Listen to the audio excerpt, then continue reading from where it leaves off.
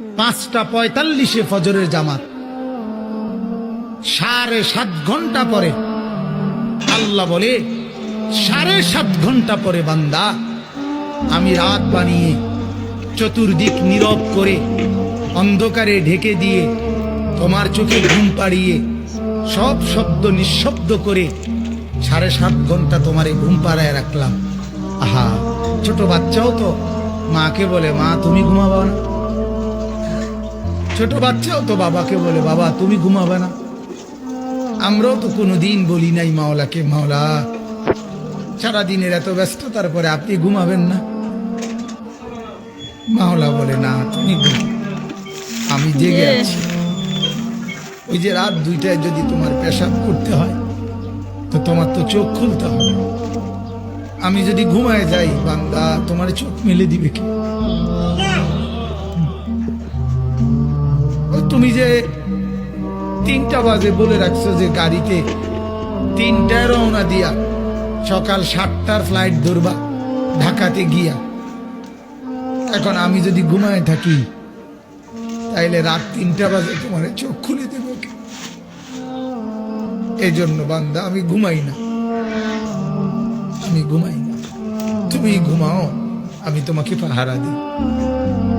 তোমাকে বলে রাখি তোমার রব কি দিয়েছে তোমাকে? তিনি তোমাকে নিঃশ্বাস দিয়েছে, যার বদৌলতে তুমি এখন পৃথিবীতে টিকে আছো। যদি তোমার রব তোমার থেকে এই নিঃশ্বাসটুকু ছিনে নেয়, তোমার শরীরটা 24 ঘন্টার ভিতরে ঘৃণিত হয়ে যাবে। কেউ সোজা মুখে তাকাবে না, নাকি কাপড় দিয়ে তোমার দিকে। নয়াপাড়ার রিক্সা ড্রাইভার, ফসলি জমিনের শ্রমিক, গার্মেন্টসে কাজ করা বোনেরা আমার অথবা গার্মেন্টসে কাজ করা ভাইয়েরা আমার, যাদের ঘরে ফ্রিজ নেই, টিভি নেই, সোফা, আলমারি, খাট, কোনো কিছু নেই, যাদের ঘরে কিছুই নেই, তাদের বলতে চাই তোমার নাক থেকে নিঃশ্বাসটুকু চলে এলে ওই স্বর্ণের খাট পালন তুমি অনুভব করতে পারবে না। তোমার পূর্বে এই পৃথিবীর কেউ নিঃশ্বাস যাওয়ার পরে তার আধিপত্যের অনুভব করতে পারেনি, তুমি বলো। জেনে রাখো নয়াপাড়ার দরিদ্র ধনীরা, তোমরা তোমাদের রবের দিকে আসো, যেখানে একজন নবী বলে ওয়াকালা ইন্নী যাহিবুন ইলা রাব্বি সায়াহদিন, আমি আমার রবের দিকে চললাম, তিনি আমাকে অবশ্যই হিদায়াত দেবেন। তোমরা রবের দিকে যাবে তো ইনশাআল্লাহ।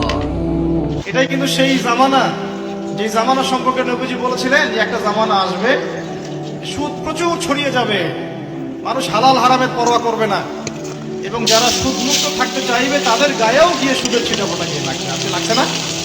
দেখুন তাহলে কত সময় বাকি আছে, দেখুন চিন্তা করুন। আমরা এখন ইসলামের কথা বলছি, আর এই কথাগুলো নবী সাল্লাল্লাহু আলাইহি ওয়াসাল্লাম 1400 বছর আগে বলে গেছে। 1400 বছর পর এসে আমরা এগুলো আলোচনা করছি, তাহলে আমাদের সামনে কতটুকু সময় বাকি আছে চিন্তা করেন দেখুন। নবীজি বলেছিলেন একটা যুগের কথা আসবে, একটা যুগ আসবে যখন মেয়েরা ছেলেদের পোশাক পরবে, ছেলেরা মেয়েদের পোশাক পরবে। আসে নাই? একটা যুগ আসবে যখন ছেলেদের সংখ্যা কমতে থাকবে, মেয়েদের সংখ্যা একটু একটু করে বাড়তে থাকবে, বাড়ছে না? সমকামিতা ছড়িয়ে যাবে, সমকামিতা প্রচুর ছড়িয়ে যাবে। বাড়ছে না সমকামিতা দিন দিন? সমকামিতা বোঝেন কিনা? ছেলে ছেলের সাথে জেনা করে নাউজুবিল্লাহ, আর মেয়ে মেয়ের সাথে জেনা করে নাউজুবিল্লাহ। এগুলো এখন বাড়ছে না? জেনা বাড়বে, নবীজি বলে গিয়েছিলেন জেনা বাড়বে এমন ভাবে মানুষ জেনাকে জায়েজ মনে করা শুরু করবে। এখন মানুষ জেনাকে হালাল করছে না। কেউ বয়ফ্রেন্ড গার্লফ্রেন্ড অ্যাফেয়ার্স যারা করে, এরা কি কেউ মনে করে যেটা হারাম? হারাম জেনে করে? ওরা মনে করে পবিত্র প্রেম। কি মনে করে? নাউজুবিল্লাহ, কি মনে করে? পবিত্র প্রেম। তো নবীজি এই যুগের কথাই বলছেন। তো কোন গ্রামের প্রতিটা মেয়ে মারা গেল, হুজুরও জানাজা দিবে না, জনগণও জানাজা করবে না, কারণ সে পতিতা, ঠিক না? তার ঘরে বাচ্চা হলে কি হবে? জারজ হবে, জারজ সন্তান। একটা পতিতা, তাকে জানাজা পাবে কেউ দেবে না, সমাজ দিবে না। দিবে না? দিবে নাকি? দিবে না। জানাশোনা হলে দিবে না কেউ। গ্রামের কেউ যদি জিনা করে আর সবাই জানে, তার জানাজায় মানুষ যাবে না। কথা ঠিক আছে কিনা বলেন?